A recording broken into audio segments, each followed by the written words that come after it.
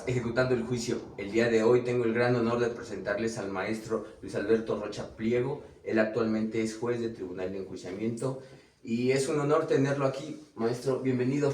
El honor es para mí, muchas gracias por la invitación, por la oportunidad de poder compartir con ustedes algunos conocimientos, pero sobre todo intercambiar algunas experiencias en relación al sistema procesal penal acusatorio y algunas propuestas que pudieran tenerse para mejorar su funcionamiento. Gracias maestro. Bueno, el día de hoy vamos a tocar el tema de propuestas para agilizar la impartición de justicia en este ámbito de la reforma judicial que se va a llevar a cabo en unos días, en junio, el 1 de junio del 2025. Maestro, para empezar abriendo el tema, ¿por qué es urgente agilizar la impartición de justicia en la Ciudad de México?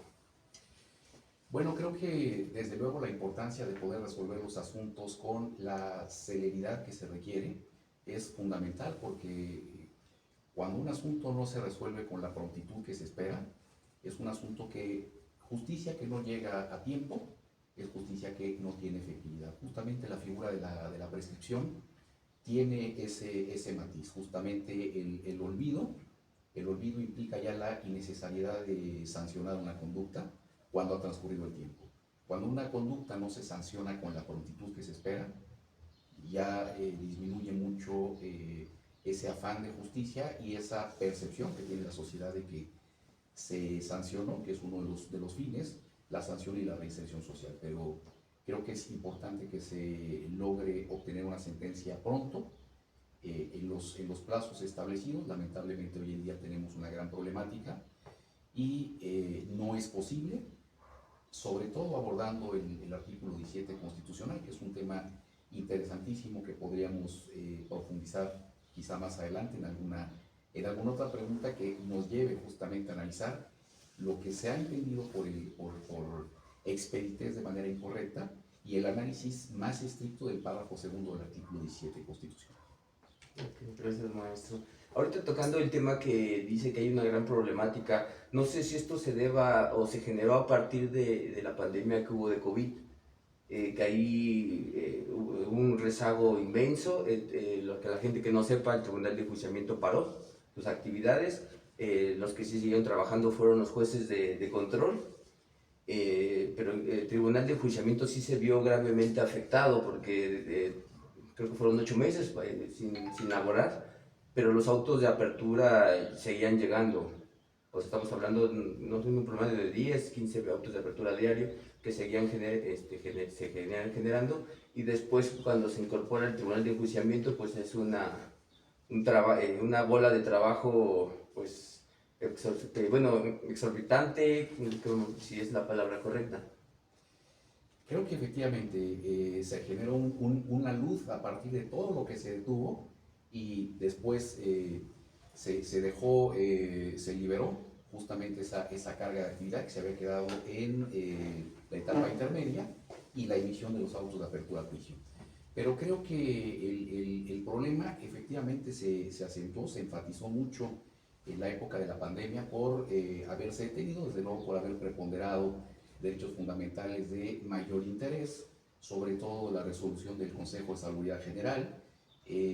Sin embargo, creo que el problema del rezago se ha debido desde el inicio del sistema procesal penal acusatorio, se tenía una expectativa que conforme fue avanzando quizá no se han tomado las mejores decisiones en torno al acomodo del recurso material, sobre todo el recurso humano, y eso ha traído grandes complicaciones. Creo que dentro de los problemas que se han presentado es que se pretendía que particularmente la etapa procedimental de juicio fuera una etapa excepcional, en la cual llegaran aquellos asuntos en los cuales no tenían otro cauce de solución más que establecer la necesidad de desahogar la prueba, generar la prueba y resolver a partir de la pretensión punitiva del Estado dentro de ese marco específico de la etapa procedimental de juicio.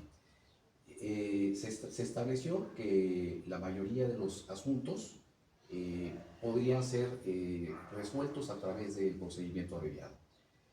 Sin embargo, el procedimiento abreviado comenzó a tener un manejo incorrecto por varias razones, porque lo que se pretendía es que en algunos asuntos en los que se hubiera generado un cúmulo de información probatoria que pudiera generar una expectativa de condena con gran amplitud, esto implicaría la oferta del procedimiento abreviado para que pudiera obtener una resolución con una atenuación en cuanto a la consecuencia jurídica punitiva.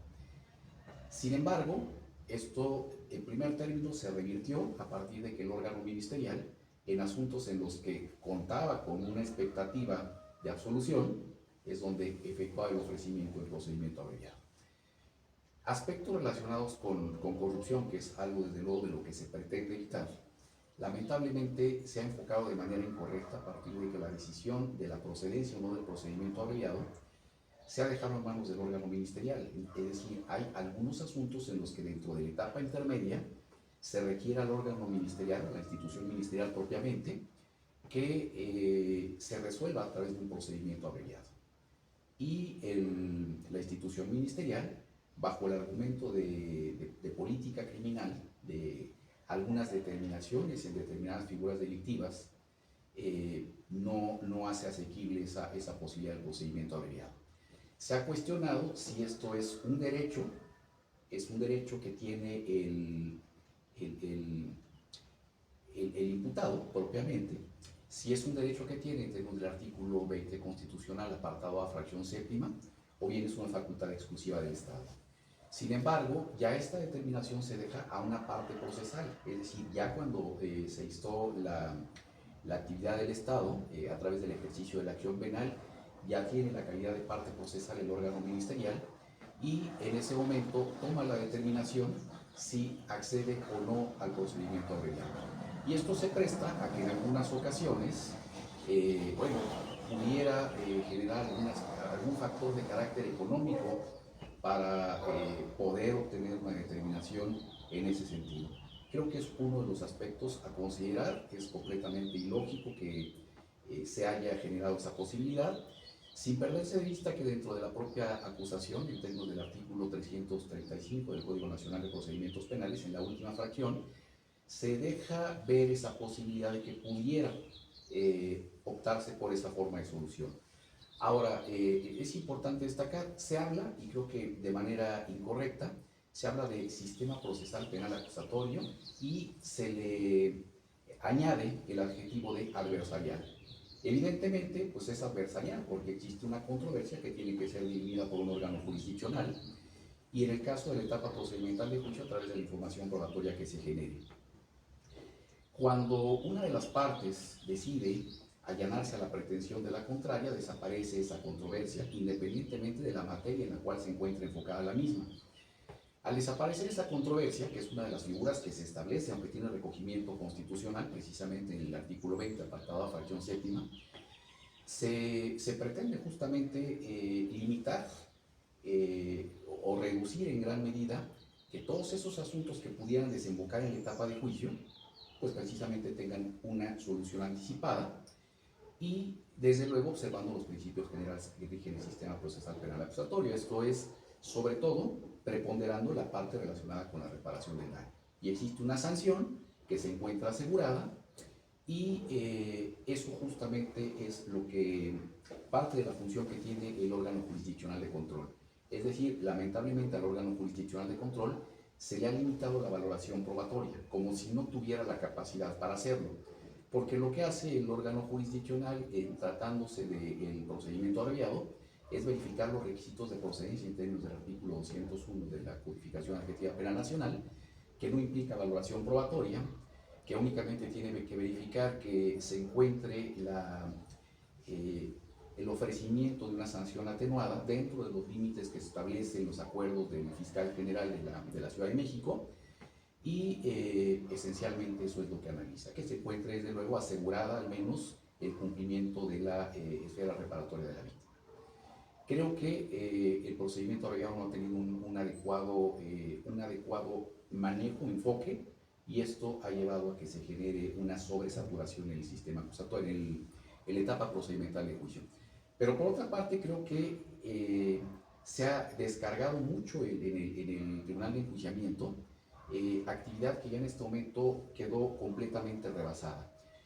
Me refiero a que anteriormente, o cuando inició el sistema procesal penal acusatorio, y esto quizá se haya olvidado, los jueces tenían una bifuncionalidad. Y en ese momento esto no era observable porque no habían asuntos, iniciaban apenas los asuntos que hubieran llegado a esa etapa procedimental. Sin embargo, esto desaparece a partir de que entra en vigor en todo el país en el año 2016, ya el sistema procesal penal acusatorio, y se particulariza la función de jueces en una etapa procedimental. Y esto llevó a que existan pocos jueces bajo la expectativa de que pocos asuntos llegaran a esa etapa procedimental. Después, por factores como el de la pandemia, es uno de ellos, pero esencialmente creo que un mal manejo. Incluso esto ha traído alguna diferencia entre los diversos órganos jurisdiccionales en el sentido de que quien se encuentra adscrito al tribunal de enjuiciamiento puede pensar que tiene una posición mejor en relación al juez de control, sin embargo el juez de control piensa lo contrario. Ellos no cubren guardias, por ejemplo, que es uno de los aspectos de los que se suele quejar el reparto del trabajo. Ellos no cubren guardias, me refiero al tribunal de enjuiciamiento. El tribunal de enjuiciamiento dice: ustedes no hacen sentencias en realidad lo que implica una valoración probatoria, emiten sentencias en el procedimiento abreviado que no tienen el alcance que tiene la valoración probatoria en el dictado de una sentencia por tribunal de enjuiciamiento. Hay muchos aspectos, desde luego, que han llevado a esta sobresaturación. Sí, sí, bueno, ahorita retomando el último tema que dice, los abreviados, pues pocas sentencias, quiero pensar que son revisadas por un superior, en este caso la sala, y en tribunal de enjuiciamiento, pues siempre, siempre se va a la segunda instancia, que es una sala, y probablemente se va a juicio de amparo, o sea, es una valoración, es un desahogo, una valoración, y después se convierte en fallo, pero, o sea, que lo van a, por lo menos, revisar dos autoridades, ¿no? Y de superior jerarquía. Entonces, por eso la importancia del tribunal de enjuiciamiento y la sobresaturación de los autos de apertura que llegan día con día a las unidades de gestión, ¿no? Como dice correctamente el maestro Rocha. Sí, hay mucha gente que se llega a quejar, sobre todo, por ejemplo, las víctimas, que dice: a ver, soy víctima de un delito, voy a la fiscalía, un problema para que me levanten la denuncia. Una vez que levanto la denuncia, me ponen un asesor jurídico, no me hace caso, nunca me habla, tengo que pedir cita para el Ministerio Público para que me atienda, me da cita 3 meses después y se alarga el proceso y nunca veo justicia. Igualmente del otro lado de los imputados. Dice el imputado: pues me detuvieron 48 horas, me pusieron a disposición del juez de control, me vinculan al proceso, viene la investigación complementaria, pero le solicitamos actos de investigación al Ministerio Público, no los hace, no veo por qué, no veo cómo me puedan solucionar mi problema porque soy inocente, etcétera, etcétera. Entonces existe un derecho humano, que es el derecho humano al acceso a la justicia. Como usted bien decía, que esa justicia sea pronta y expedita, pero a lo mejor muchos no entienden bien lo que es, por ejemplo, que sea pronta y expedita esa justicia. Entonces, quiero preguntarle, sobre todo para todos los abogados que nos están escuchando, los estudiantes, ¿qué es este derecho humano de tener acceso a la justicia que sea pronta y expedita? Y si usted tiene alguna propuesta o ve alguna falla en el sistema de por qué no sea pronta y expedita la justicia. Bueno, creo que la pregunta que haces es del todo importante porque envuelve un análisis particular del artículo 17 de la Constitución Política Federal, que por cierto ha tenido 2 reformas de gran importancia, una de ellas particularmente, esto de la mano con el propio artículo 16 constitucional, y creo que es parte del eje de la problemática que se ha presentado. Iniciamos con lo que establece el artículo 17 constitucional en su párrafo primero. Establece la prohibición de hacerse justicia por propia mano. Esa prohibición existe porque se encuentra para ello el segundo párrafo, que establece la existencia de los tribunales. Y lo que dice es lo siguiente: toda persona tiene derecho a que se le administre justicia por tribunales. Y dice enseguida los que estarán expeditos para impartirla en los plazos y términos que fije la ley. Y luego la prontitud está emitiendo sus resoluciones de manera pronta, completa, es decir, que se resuelva cabalmente el asunto, e imparcial. Cuando habla de expeditez, no se refiere al curso procedimental, sino se refiere a la calidad de expedito que tiene el tribunal. Es decir, ¿qué entendemos por el adjetivo expedito? Estar libre, estar desembarazado, estar apto para actuar. Cuando se habla de expeditez de los tribunales, implica un número importante de tribunales que puedan atender la carga de actividad en demanda de esa administración de justicia. Y la prontitud, que es parte de esa garantía de acceso a la justicia, tiene que ver con que los asuntos se resuelvan dentro de los plazos y términos establecidos. Es decir, tenemos que por expeditez es una característica que debe tener el órgano jurisdiccional en el sentido de tener un número suficiente de integrantes en la judicatura que puedan atender la demanda ciudadana, como sería en el caso de algún otro servicio público, en los médicos, por ejemplo. Se requiere un número importante de médicos, principalmente estaríamos esperando que fueran nacionales, no exportados de Cuba, pero bien, se pretende que exista un número importante de médicos que atiendan justamente la demanda del servicio de salud. En el caso de la expeditez implica que se encuentren disponibles los órganos jurisdiccionales, y las otras garantías tienen que ver con prontitud relacionada con el cumplimiento de plazos y términos, y que en la materia penal se encuentra relacionado con el artículo 20, apartado B, fracción séptima, que ahora va a tener una espada de Damocles a partir de la entrada en vigor ya de las nuevas autoridades que se van a tener dentro del ámbito de la Administración de Justicia, concretamente el Tribunal de Disciplina Judicial, porque esto va a implicar que si no se resuelve dentro del plazo establecido un asunto de carácter penal, existe la obligación por parte del órgano jurisdiccional de informarlo de manera inmediata que se está bajo ese incumplimiento y desde luego justificar en su caso las razones. ¿Cuáles serían esas razones hoy en día? Pues precisamente una sobresaturación que lleva a la imposibilidad material del cumplimiento en los plazos establecidos. Pero además esto tiene que ver con algunos otros aspectos relacionados, por ejemplo, con el propio artículo primero constitucional cuando habla de discriminación. Si existe, y esto lamentablemente pasa cotidianamente, se tiene el asunto, se recibe el auto de apertura a juicio, se programa, tendría que ser dentro del plazo que se establece por el artículo 348, y esto pues, lamentablemente no sucede. Se programa la audiencia de juicio, en el tiempo que se tiene a partir de la agenda del Tribunal de Enjuiciamiento, tomando en consideración los asuntos que están antes. El hacer alguna excepción tendría algún sesgo de incurrir en discriminación respecto a la parte sobre la cual se le da un trato diferenciado y que afecta a su esfera jurídica.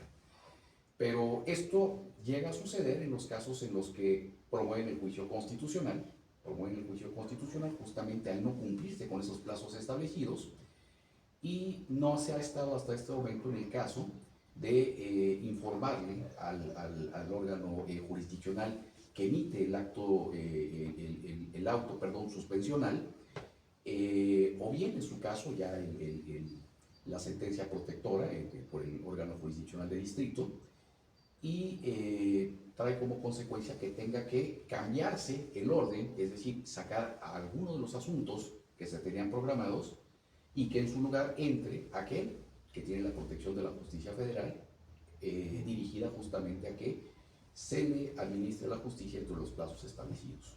Entonces, este artículo 17 constitucional tiene primeramente ese aspecto, pero tiene también otros dos, sobre todo el párrafo tercero es de gran importancia.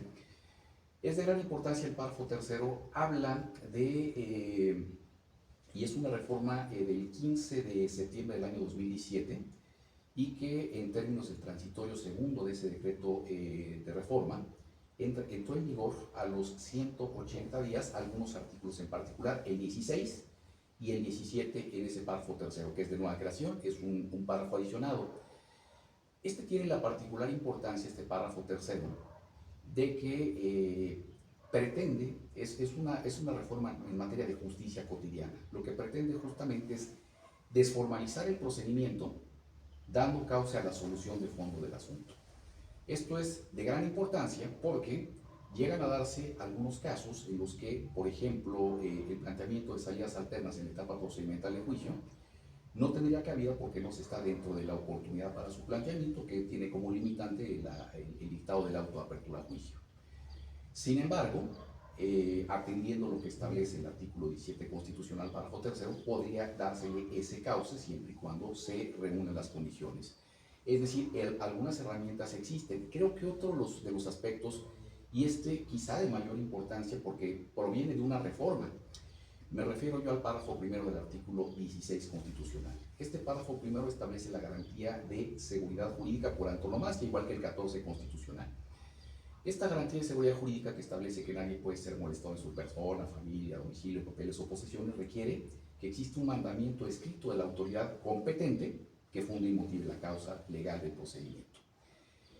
Esto tiene como excepción justamente las determinaciones que se emiten en el marco del sistema procedimental que tiene como base la oralidad.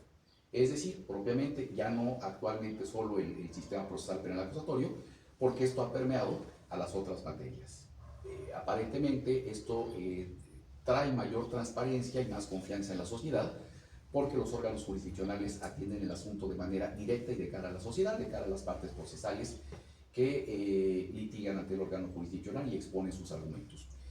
Pero lamentablemente, ¿esto qué implicaría?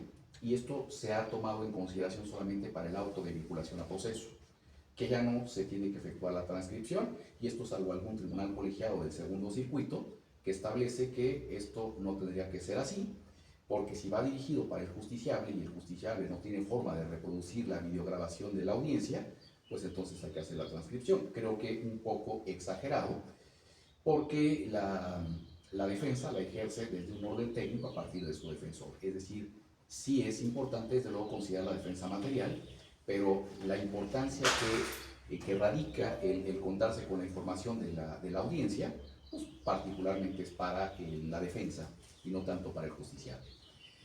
Sin embargo, tratándose de las sentencias que se emiten en el sistema procesal penal acusatorio, hay que emitir una sentencia completa, como si fuera una sentencia del sistema tradicional.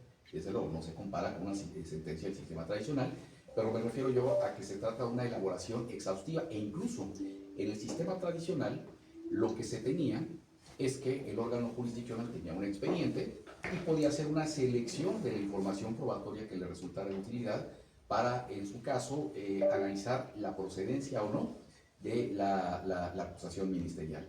Y acá no, acá tiene la información probatoria útil o no útil, pero que es lo que se obtiene en la audiencia, y tiene que valorar todo. Hay un principio de congruencia, dos principios, de congruencia y exhaustividad, que implica el análisis de la totalidad del acervo probatorio, tenga o no utilidad para los fines que se plantean, es decir, hacia el cumplimiento del objeto de prueba.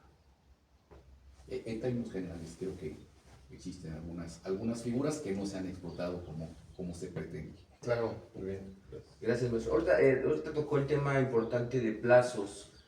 Salió una jurisprudencia ya hace unos años que son 10 días naturales hasta el 11º, 11º le llaman ellos, para reanudar el juicio. Existe un parrafito ahí en el Código Nacional de Procedimientos Penales que habla que los sábados y domingos no se van a contar como días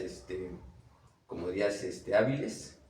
Entonces, hay esa, se lo comento por esa parte, ¿no? De que la expeditez, el procedimiento que tiene que llevar unas ciertas normas. Además, por la carga de trabajo, los tribunales de enjuiciamiento se hacen de manera unitaria. Luego, las agendas de 3 jueces en un tribunal colegiado se complica por la carga de trabajo. Entonces, esto hace que pues, no se atiendan los asuntos como lo marca el código y la constitución, ¿no? Pero yo siento que no es problema del juez o de los tribunales, sino, como dice, el problema de la fiscalía, que no sé qué tan conveniente o qué tan prudente era primero hacer una reforma en materia judicial, y creo que el primero era hacer una procuración de justicia, también a la defensoría pública, y de ahí partir en materia judicial, no una reforma. Entonces no sé cuál sea su opinión sobre estos temas. Bien, creo que toca uno que es de mucha importancia y es lo que ha generado un atraso terrible por desconocimiento, lamentablemente habría que decirlo, y con toda claridad, por desconocimiento del Pleno Regional en materia penal de la región Centro-Norte que abarca la Ciudad de México. ¿Y por qué me atrevo a afirmarlo de manera categórica? Lamentablemente creo que quienes esta transición del sistema tradicional al sistema acusatorio pues implica ajustes en todos los órdenes. Ya en este momento tenemos, vamos a cumplir 10 años de que inició en todo el país. Creo que ya esa curva de aprendizaje, de la cual se habla en algunos ámbitos incluso de la Suprema Corte de Justicia de la Nación, creo que ya la hemos logrado allanar en este momento. Sin embargo, quien no está inmerso en la práctica judicial difícilmente puede tomar decisiones adecuadas.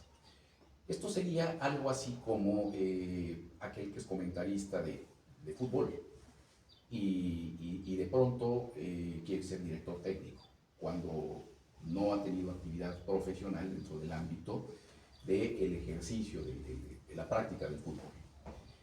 Esto, como una analogía, lo llevamos a que quien no ha estado inmerso en una audiencia del sistema procesal penal acusatorio, sea en etapas preliminares a de juicio o en la etapa de juicio, y esto hablando solamente del ámbito del sistema procesal penal acusatorio, no en la parte de la ejecución, que también tienen mucho menos actividad, pero bueno, también ya se pretende que la oralidad esté presente.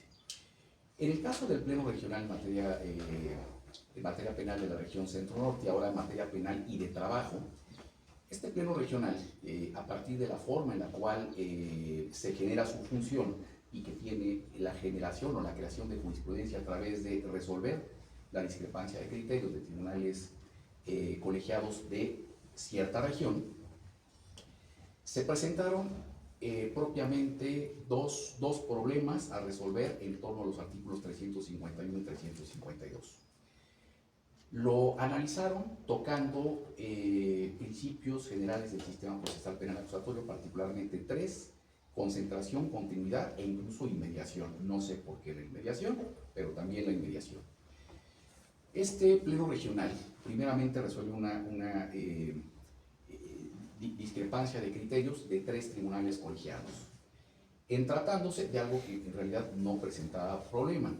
Si en un 10º día o los 10 días, y esto para contextualizar, el artículo 351 del Código Nacional de Procedimientos Penales establece una serie de supuestos en los cuales se puede suspender el debate. Lo que se pretende, o se pretendía en un principio, cuando ya no rebasó la realidad, es que se atendiera por parte del tribunal de enjuiciamiento solamente un asunto, se enfocara toda su atención en ese asunto, incluso que las partes procesales actuaran bajo cierta metodología de generación de la información. Me refiero a que habría que iniciar su intervención, por ejemplo, en alegato de apertura, con alguna frase que llegara al órgano jurisdiccional para el efecto de que este fuera el punto de partida de su teoría del caso. Y que al llegar y que además seleccionara los órganos de prueba que iban a producir esa información probatoria. Esto hoy en día es imposible. ¿Cuál es el orden de desahogo o cuál es el orden que pretende en el caso del órgano ministerial que se genere esa información conforme vaya pudiendo?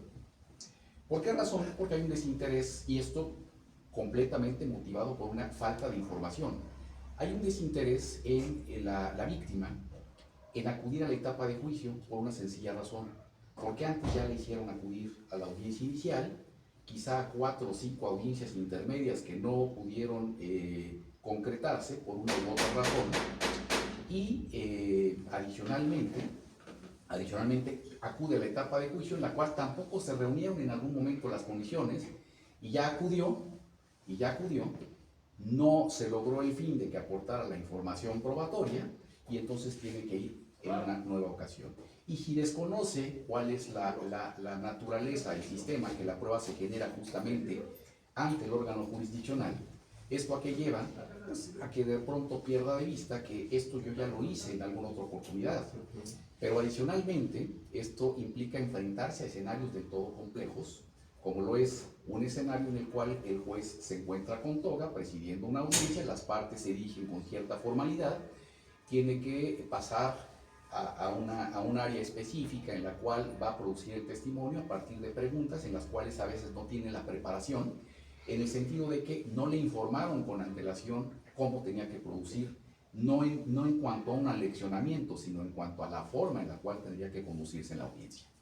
Ahora bien, volviendo al pleno regional, todas estas actividades en torno al desarrollo de las audiencias las desconocen, creo, los magistrados, particularmente en este caso hablo de los magistrados de ese pleno regional.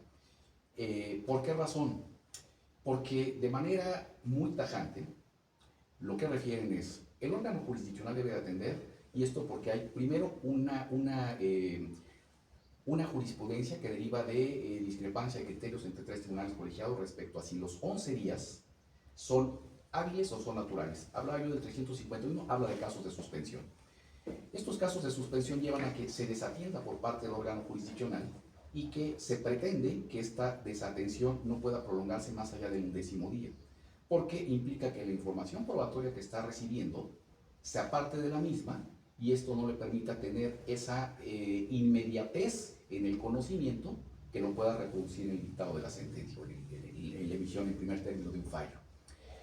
Eso es lo que se pretende y eso sería el panorama ideal. Sin embargo, este se ve rebasado a partir de que tiene que atender muchos asuntos, justamente por esa sobresaturación. Entonces, atender un solo asunto sería imposible. Fijar una sola audiencia quizás sería lo ideal. Sin embargo, llega el momento en el que se presenta la primera audiencia y no hay señalada ninguna otra, no tiene ninguna otra programada, con la intención de que esa etapa procedimental o ese asunto en particular lo atienda en 4 o 5 días. Llega el primer día, se enfermó el defensor, o no se presentó el defensor, o no está impuesto, es decir, no estudió, no tiene el conocimiento, la preparación para el ejercicio de la defensa técnica.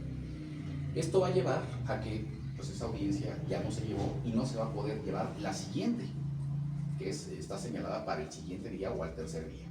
Y la otra tampoco, porque se programaron 4 o 5 audiencias. Quiere decir que ese asunto, la programación, ya no sirvió y que el órgano jurisdiccional perdió 1 o 2 semanas por no haber podido atender ese asunto. Entonces, ¿qué es lo que se hace? Se atiende una agenda muy exhaustiva en la cual incluso se llega al panorama que se pensó que no iba a llegar y que ahora es común. El tener que atender una audiencia, desfasarse un poco en el tiempo en la que sigue y de repente tratar de ajustar ahí los tiempos de las audiencias, pero son varias audiencias. Esta interrupción de los 11 días justamente tenía como particular finalidad que no se desatendiera, no se apartara el órgano jurisdiccional del conocimiento del acervo probatorio. De forma tal que aparentemente sí la consecuencia fatal en términos del artículo 352 es que si no se reanuda a más tardar al 11º día, se interrumpe el juicio. La interrupción del juicio implica declararlo nulo, es decir, un trabajo en el cual no interviene solamente el órgano jurisdiccional, las partes, todos los que acuden a la audiencia, toda la gestión tecnológica que implica generar las condiciones de la audiencia, y eso se echa a perder para iniciar el procedimiento ante un diverso tribunal de enjuiciamiento. Esta decisión del Pleno Regional en materia penal región Centro-Norte, primeramente atendieron los 11 días, ¿son naturales o son hábiles? La ley dice naturales, entonces no había ni siquiera un tema de discrepancia. Pero viene un segundo problema. Si esta interrupción se genera cuando no se reanudó al 11º día en una sola ocasión, o bien necesita haber una reiteración. Le llaman sistemático, cuando sistemático no quiere decir reiterado, pero bueno, lo entienden como que hubiera una reiteración. Concluye el Pleno Regional que basta una sola ocasión para generar, dice, la sanción, como si fuera una sanción. La sanción, es decir, declarar la interrupción, generar la interrupción declaratoria de nulidad y repetirlo. Esto rompe con el esquema de cualquier análisis que se tenga sobre violación de derechos fundamentales de naturaleza procedimental y que no trasciendan al fallo. El artículo 101 en la parte final tiene dos fracciones y justamente habla de eso. No se requiere la infracción a la regla, es decir, no se requiere que exista una mera infracción a la norma jurídica para que traiga como consecuencia la nulidad. Se requiere que exista una afectación real a un derecho fundamental. Esto no es otra cosa que el análisis de lo que es el principio o fin y la norma o regla. Es decir, si existe una violación a la norma o a la regla, pero no se afecta el fin, que es lo que se pretende, no tendría que tener una consecuencia jurídica de esa naturaleza. Pero más allá de eso, todavía el artículo 482, último párrafo del Código Nacional de Procedimientos Penales, que establece las causales de reposición del procedimiento, establece justamente eso. No basta la violación procedimental, se requiere que tenga una trascendencia real y efectiva en el fallo. ¿Y qué es lo que hacen? Lamentablemente, no sé si sea en este momento por la situación que permea en el país en torno al cambio de la estructura de la judicatura a partir del esquema que tenemos ahora de elección popular.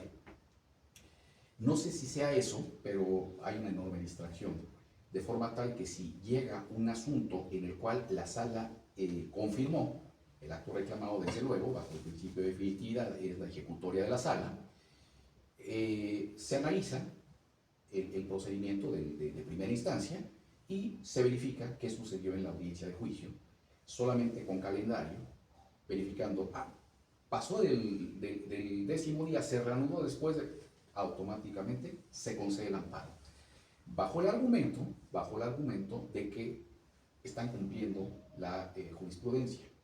La jurisprudencia lo que hizo fue analizar dos criterios encontrados. Uno de ellos, si bastaba una ocasión o bien se requería una reiteración en el no atender esa reanudación del juicio a más tardar el 10º día. Y lo que resolvió el Pleno Regional es basta una sola ocasión, pero no efectuó un análisis de constitucionalidad del artículo 352. En cambio, hay un tribunal colegiado del segundo circuito que también se encuentra sometido a esta jurisprudencia por abarcarse en región, ese segundo circuito por el Pleno Regional de la región centro-norte, y tiene un criterio, desde mi punto de vista, mucho más adecuado, pero además dice, no estoy inobservando la jurisprudencia. Justamente lo que refiere es, para poder conceder la protección de la justicia federal, no basta la violación a las normas del procedimiento. Se requiere que además tengan una afectación real y efectiva. Y analiza dos aspectos relacionados con la tutela judicial efectiva y el recurso efectivo. No en términos del artículo 25 del Pacto de San José de Costa Rica, sino propiamente en términos del artículo 8, del artículo 5, fracción primera, inciso H de la Convención Americana sobre Derechos Humanos, que establece justamente el acceso a un recurso, porque el 25 habla propiamente de tutela judicial efectiva, pero en materia de derechos humanos, propiamente el juicio de amparo, la existencia de un mecanismo de control constitucional.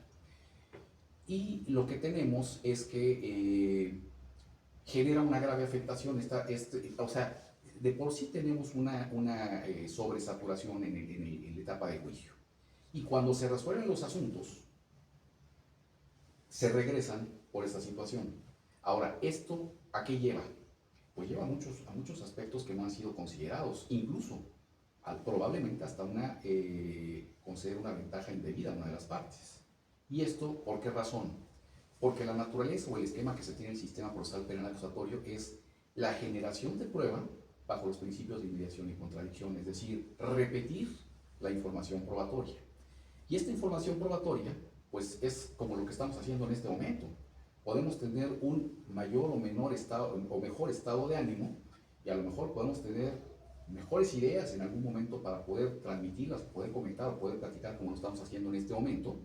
En el caso de la víctima, desde luego, ya cuando acudió en una ocasión y tiene que acudir a los 2 años posteriormente a informar lo mismo, pues en principio ya la información pues tuvo una variación a partir de que lo que habría rememorado en su momento lo tiene que hacer, pero ahora con 2 años más de diferencia, pero sobre todo con la idea de que eso ya había quedado atrás, ya se había generado una sentencia condenatoria, ya había obtenido la reparación del daño, ya se había alcanzado justamente la condena, que era algo de lo que se pretendía al haber generado una denuncia.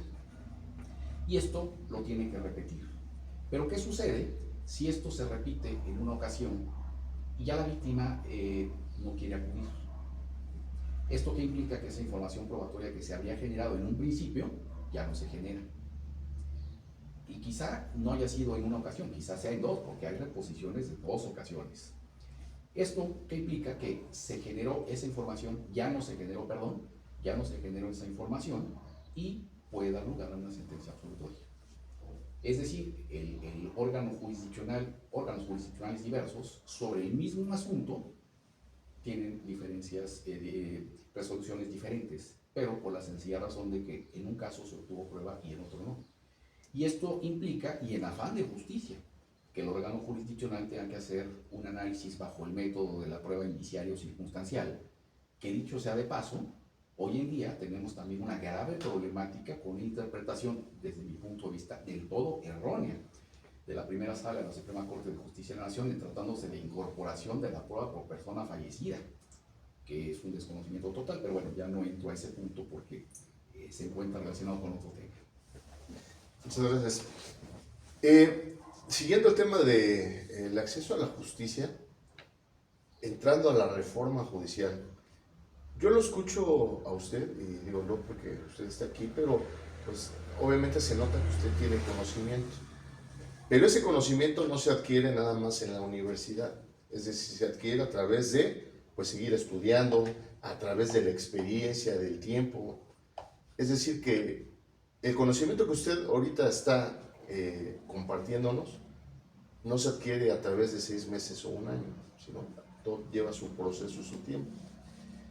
En la reforma judicial prácticamente dicen, basta con que tenga la cédula y sea abogado para que ya pueda impartir justicia o pueda tener puede ser servidor público, juez de distrito, magistrado.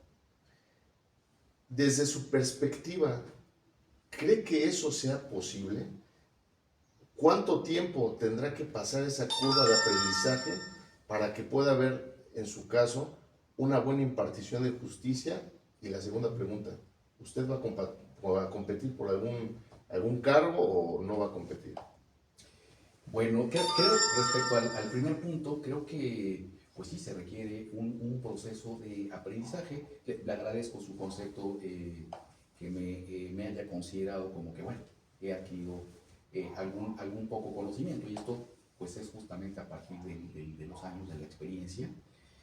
Y no es que no quiero decir que lo tenga, desde luego el conocimiento ese es tan amplio que no se logra adquirir, pero sí es importante la experiencia, pero no solamente en el aspecto de tener una experiencia en cuanto al contacto particular con los asuntos, con la práctica cotidiana, con determinado tipo de determinaciones o de decisiones. Se requiere también, creo yo, el aspecto cronológico. Creo que la experiencia que se adquiere a través del paso de los años también es un aspecto importante. Podrán haber muchas personas que tengan un amplio conocimiento, pero cuando se requiere el tomar una determinación a partir de analizar aspectos que trascienden a puntos medulares que tienen que observarse en la sociedad, a veces se toman decisiones inadecuadas. Y me refiero a lo siguiente, a que a veces abusar de la legalidad desde luego es uno de los principios que deben de regir la actividad del órgano jurisdiccional. No puede salir de la legalidad, máxime en el caso de la materia penal, que tiene un principio estricto en el 14 constitucional, en su párrafo tercero, es decir, la aplicación estricta de la ley en materia penal, que es el principio de tipicidad y prohibición de la aplicación retroactiva o analógico por mayoría de razón, que establece el artículo 2 del Código Penal local. Esto, desde luego, es indiscutible. Sin embargo, en ocasiones se está ante el supuesto en el que tenemos, por ejemplo, en un control de detención, que queda establecido con toda claridad que la persona fue detenida en flagrancia. Y quizás si nos metemos a analizar algunas complicaciones en el asunto, como ya se han rebasado afortunadamente qué es el señalamiento, cuando en un principio se dijo, no, es que el señalamiento tiene que ser un señalamiento físico, material, prácticamente dedo flamígero, dirigiéndolo hacia la persona sobre la cual le atribuyen una conducta de carácter delictivo. Posteriormente se comenzó ese concepto a ampliar a partir de que existen muchos asuntos en los cuales, pues justamente la razón de ser de las cámaras de seguridad y el gasto inmenso que se tuvo en algunas de las administraciones públicas respecto a la colocación de cámaras de seguridad, sean infructuosas si es que la apreciación del hecho de naturaleza ilícita, llámese sanción administrativa o bien de naturaleza penal, se logra captar a través de las cámaras de seguridad. En esos casos se cuestionaba cuál es el señalamiento. Ahí no hay ningún señalamiento, cuando el señalamiento lo está haciendo a partir de la información que recibe el despachador de emergencias y operador de las cámaras de seguridad que está captando y que es justamente la función que tiene el Estado. Y hay una ley que es la ley que regula el uso de la tecnología para la seguridad pública del Distrito Federal, que justamente incluso tiene una tasación respecto a la prueba que se genere, que ya no está en uso en este momento, dado el cambio de la forma de generar esa prueba. Pero volviendo al punto, respecto a la experiencia, se llega al caso en el cual la persona es liberada a partir de un análisis muy escrupuloso sobre un punto en el cual nos lleva a establecer que a lo mejor si lo analizamos estrictamente en torno a la legalidad, tendríamos un problema de que efectivamente no se está reuniendo el supuesto de la norma. Pero en cambio, lo que tenemos es que el esquema de la detención en flagrancia corresponde sí a un derecho fundamental a la libertad personal, pero el párrafo quinto del artículo 16 constitucional establece supuestos de excepción para que una persona pueda ser detenida por cualquiera otra. Entonces, esto se traduce en una garantía constitucional, es decir, si bien es cierto, se trata de un derecho fundamental, se protege o se tutela a través de una garantía constitucional que nos dice solamente en estos supuestos se puede detener a la persona. ¿Esto aconteció en el caso particular? Sí, pero a lo mejor no tiene cabida de manera muy estricta en el artículo 146. ¿Esto a qué lleva? A que el órgano jurisdiccional que tiene todo el conocimiento, pero le falta la sensibilidad social, que es parte de lo que tiene que tener el órgano jurisdiccional. Esto porque el órgano jurisdiccional forma parte de la sociedad, es decir, la sociedad la formamos todos, se sea o no autoridad. La autoridad se solamente en el momento en el que se sube a la sala de audiencias, y esto es un momento. Sale uno de ahí y automáticamente estamos en la misma condición que cualquiera otro, y estamos en contra de la delincuencia, pues es evidente que estamos en contra de la delincuencia. En alguna ocasión me preguntaban, oiga, si no hubiera delincuencia, ¿no tendría usted trabajo? Sería fabuloso no tener trabajo si no hubiera delincuencia, nos dedicaríamos a otra actividad. Entonces, en esos casos en los que hay una detención en la cual queda claramente establecido que se reunirían los supuestos, no de la norma, sino del principio, el órgano jurisdiccional decide dejarlo en libertad. Esto permea a la sociedad con una mala imagen del funcionamiento del órgano jurisdiccional. Es decir, se requiere conocimiento, se requiere, creo yo, experiencia, y esto, pues, no podría decirlo de otra forma, sino es a través de los años. ¿De qué otra forma se adquiere el conocimiento y la experiencia también en la toma de decisiones? Pueden darse casos en los cuales está cumplido de manera estricta el objeto de prueba, pero tenemos lamentablemente algunas reformas legislativas que no han ayudado en nada. Por ejemplo, una innecesaria casuística en tratándose de la violencia moral, que le da un sesgo de especificidad, cuando la violencia moral, pues hay una genérica, y si se utilizó o no un objeto con apariencia de arma, lo cierto es que trascendió al ámbito interno de la víctima y aniquiló su capacidad de evitación a la conducta de daño que se le pretendía efectuar, y eso es la violencia moral. Pero si ahora el legislador exige que se haga con cuchillo, punzocortante, cortocontundente, esto nos lleva a que la clasificación la complique. Y el órgano jurisdiccional, ¿qué tiene que hacer en esos casos? Bueno, analizar la forma en la cual es un hecho que traía ese objeto, ese instrumento, sí. Si caemos en un excesivo rigor en la aplicación del artículo 14, ¿a qué vamos a llegar? Vamos a llegar a que pues no tendría cabida este supuesto porque hay uno específico. En el genérico cabe, pero en este caso tenemos que utilizar el específico bajo el principio de exacta aplicación de la ley en materia penal. ¿Y esto qué va a implicar? Pues que la persona, pese a que sí tenía el instrumento, pese a que sí amagó y pese a que sí le generó incluso una afectación psicológica a la víctima, no tenga esa consecuencia. ¿Qué hacer en estos casos? Bueno, justamente analizar el dilema entre justicia y legalidad. La justicia, desde luego, es un concepto tan abstracto que nadie lo puede definir. Ulpiano creo que fue el que más se acercó a tener una definición de justicia.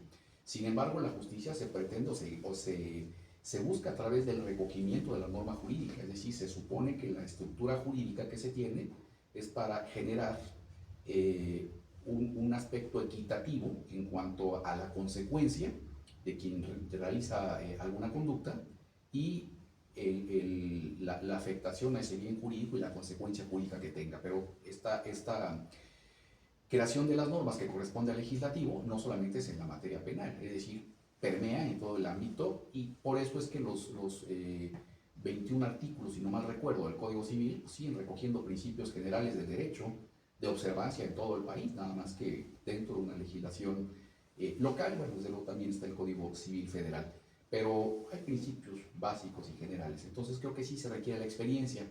Esa es la primera pregunta. La otra era... La pregunta es si va usted a contender o no va a contender. Sí lo voy a hacer. Sí lo voy a hacer por muchos factores. Es decir, podría estar o no a favor de esta forma de elección. Sin embargo, en este momento surge, es decir, se abre esta posibilidad que lamentablemente con esta reforma se habla de corrupción, se habla de muchos aspectos de nepotismo.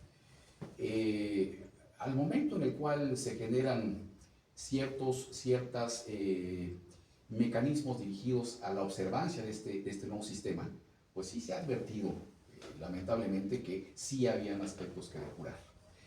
Yo voy sí, soy candidato a una magistratura del Poder Judicial de la Ciudad de México, con la intención de poder aportar en la medida de lo posible pues mi experiencia y sobre todo pretender la mejora del sistema con todos estos problemas que hemos visto.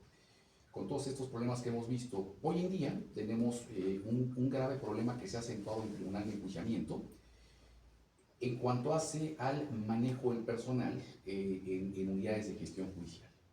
La unidad de gestión judicial es el área administrativa que le allega al órgano jurisdiccional de todas las herramientas necesarias para que pueda impartir su función. Esto implica pues todos los aspectos de preparación, es decir, el generar las condiciones para que se celebre la audiencia, implica las notificaciones a las partes, implica desde luego el área de gestión tecnológica, crear las condiciones de la sala, las grabaciones, en fin. Hoy en día el personal que no quiso transitar, por la razón que haya sido, no quiso transitar del sistema tradicional, el mixto escrito, al sistema acusatorio, quedó con cierto rezago, no solo en conocimiento, sino también en actividad. Entonces llegó el momento en el que no tenían la actividad porque únicamente tenían dentro del procedimiento que tenían pendiente, pues los que tenían antes de concluir y aquellos que tienen órdenes de aprehensión emitidas bajo el esquema de ese procedimiento. Entonces, podría darse el caso de que la jornada fuera prácticamente nula en actividad. Ese personal fue canalizado en algún momento con la desaparición de órganos jurisdiccionales a unidades de gestión judicial, que es donde se encuentra la mayor actividad hoy en día. Y sin tener la experiencia, creo yo que una mala decisión, todo ese personal que tiene la menor experiencia, lo aglutinaron para formar nuevas unidades de gestión que le llaman tipo 2, que sería algo así como primera A, si es que lo lleváramos al ámbito futbolístico. Sí. Y esto, lamentablemente, nos llevaría a que, bueno, tienen aparentemente una menor preparación, pero sobre todo falta de experiencia. Y son los que actualmente dotan de todo lo necesario a los tribunales de enjuiciamiento, que es donde está la mayor saturación. ¿Qué implicó esto? Pues el colapso absoluto, porque si no tiene la experiencia, no hay notificaciones, no hay transcripción de medios probatorios, en fin, todas las condiciones que se requieren, y esto pues ha traído lamentablemente que se haya acentuado este atraso que se tiene, lamentablemente reconocido en sistema procesal penal acusatorio, particularmente en lo que se ha generado dentro de la etapa de juicio. Pues maestro, muchísimas gracias, le agradezco. Y no sé si nos pueda decir el distrito, usted está en la boleta como el número 12. Sí, es el distrito judicial electoral o electoral judicial 6, y comprende 3 alcaldías: Magdalena Contreras, Coajimalpa de Morelos y Álvaro Obregón. Lamentablemente se tuvo que esquematizar de esa forma para poder generar las condiciones de la elección, y me tocaron solamente esas 3 alcaldías, cuando el ejercicio de la jurisdicción se tendría en todo el ámbito de la Ciudad de México. Pero para efecto de hacerlo viable, factible, pues se tuvo que hacer de esa forma. Entonces se seccionó y pues me tocó esa zona, que podría ser remota o no, dependiendo, esto es relativo. Si yo viviera en esa zona, bueno, sería justamente, pero vivo en una zona lejana a esa, pero bueno, estoy en la mejor disposición siempre de seguir poniendo todo mi ímpetu hacia el ejercicio de la actividad profesional, en torno sobre todo de la sociedad, que es a la que nos debemos. Pues ya saben, es una persona muy preparada, capaz, con amplia experiencia. Lo han escuchado. Cuando tengan alguna duda, pueden ir al Reclusorio Norte a ver las audiencias del maestro Rocha. Son abiertas al público para que ustedes lo vean, su actuar. Tiene audiencias diarias. Entonces, no se olviden, la boleta es azul, su número es 12 para que este 1 de junio salgan ustedes a votar por una justicia con personas capaces. Maestro, le agradezco de nuevo cuenta de su presencia. Por sus conceptos inmerecidos, pero no. igualmente se los agradezco. No, sabe que se le quiere y se le aprecio muchísimo, maestro. Muchas Muchas gracias. Muchas gracias, maestro. Hasta luego, nos Muchas vemos. gracias. Síguenos ejecutando el juicio. Aquí aparecen las redes sociales y el número telefónico. Seguimos en contacto. Saludos. Hasta luego.